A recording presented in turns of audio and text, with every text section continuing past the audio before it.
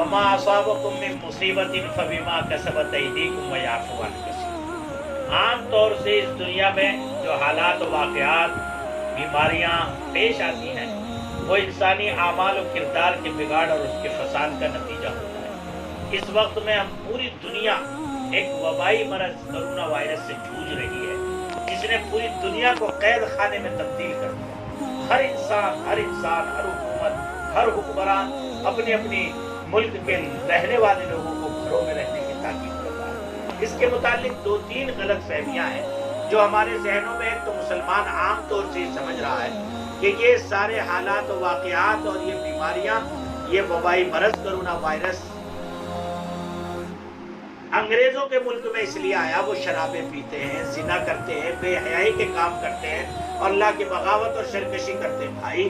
ٹھیک ہے، وہ کرتے ہیں، ان کے یہاں آیا ہے، لیکن وبائی مرض جو ہوتا ہے وہ کسی خاص کمیونٹی کے لیے، کسی خاص قوم کے لیے نہیں آتا۔ میں مانتا ہوں کہ یہ اللہ کے مجرموں کے لیے عذاب بن جاتا ہے، لیکن یہ نیک بندے بھی اگر احتیاط نہیں کریں گے وہ بھی متاثر ہوں گے۔ ہاں البتہ اتنی بات ضرور ہے کہ جو مسلمان نیک عمل ہوں، صبر و تقوی کرنے والے ہوں، احتیاطی تدابیر کو اختیار کرنے والے ہوں، ان کے لیے اللہ اس کو رحمت بنا دیتا ہے۔ ورنہ تو آپ اگر تاریخ اٹھا کر کے دیکھیں، علامہ ذہبی رحمۃ اللہ علیہ نے اللہ اکبر فرمایا تغلق ابواب المساجد، اتنے جنازے اٹھے کہ مساجد کے دروازے بند ہو گئے۔ حضرات صحابہ میں بڑے بڑے، حضرت معاذ بن جبل، حضرت خالد بن ولید، کئی بڑے صحابہ طاعون میں شہید ہوئے۔ طاعون امواس دیکھ کے 20,000 جنازے اٹھائے گئے۔ تو ایسا نہیں ہے، لوگ متاثر ہوں گے، اللہ کے بندے برے بھی بھلے بھی، لیکن یاد رکھو جو بندہ احتیاطی تدابیر اختیار کرے گا، صبر و تقوی اختیار کرے گا، اللہ کے بتائے ہوئے اور نبی کے بتائے ہوئے طریقوں کے مطابق اس وبائی امراض میں اپنے آپ کو محتاط رکھے گا، رجوع اللہ توبہ اور استغفار کرے گا، اللہ اس وبا تو اس کے لیے بھی ہے لیکن یہ وبا اس کے لیے رحمت بن جائے گی۔ بخاری شریف کی روایت ہے کہ جب کوئی وبا آتی ہے تو وہ کفار اور مشرکین اور مجرموں کے لیے عذاب بن جاتی ہے اور اہل حق کے لیے رحمت بن جاتی ہے۔ نبی پاک علیہ السلام نے فرمایا جہاں وبا ہو وہاں سے نکل کر مت جاؤ، اور جہاں وبا ہو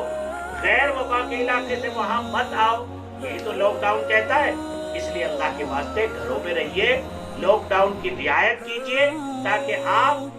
دوسروں کے لیے وائرس بن کر، اور وہ وائرس آپ کو متاثر کرے اور آپ دوسروں کی جان کا، قتل کا، نقصان کا ذریعہ بن جائے۔ اللہ کے واسطے ایسا مت کیجیے۔ وہ بھی آپ نے دیکھا ہوگا کہ ایک فوجی ہے، ایک گدھے کو اپنے کندھوں پہ اٹھا کر کے لے کر کے جا رہا ہے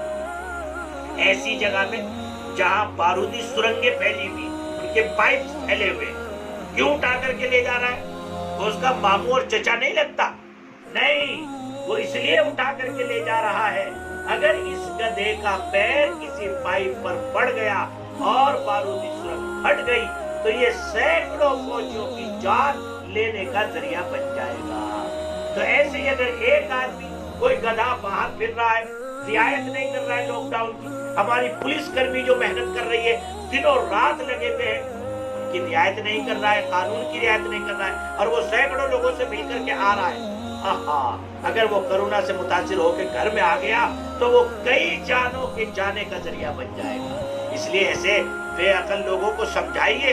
اور اس وقت میں احتیاط کر لیجئے تو انشاءاللہ یہ ملک کرونا وائرس سے بچ جائے گا۔ اللہ ہم سب کی حفاظت فرمائے، اور خاص طور سے اپنے گھروں میں عبادت کا، ذکر کا، دعا کا، استغفار کا اہتمام کیجئے۔ الحمد شریف 3 مرتبہ، قل هو اللہ احد 3 مرتبہ، حسبنا اللہ ونعم الوکیل